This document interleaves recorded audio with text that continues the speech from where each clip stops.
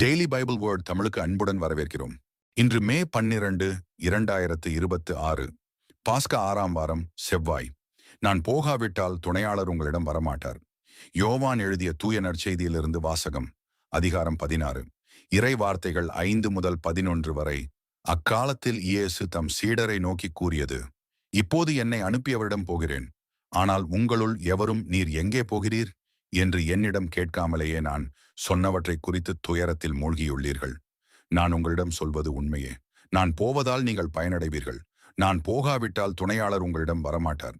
நான் போனால் அவரை உங்களிடம் அனுப்புவேன். அவர் வந்து பாவம், நீதி, தீர்ப்பு ஆகியவை பற்றி உலகினர் கொண்டுள்ள கருத்துக்கள் தவறானவ என எடுத்துக்காட்டுவார்.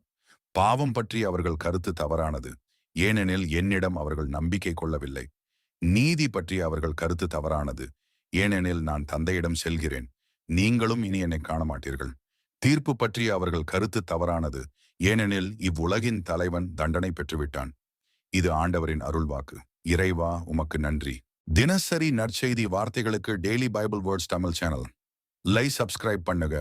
இந்த வீடியோவை லைக் செய்யவும், ஆமேன் என்ற வார்த்தையை பதிவு செய்யவும் மற்றும் உங்கள் நண்பர்கள் மற்றும் குடும்பத்தினருடன் பகிர்ந்து கொள்ளுங்கள்.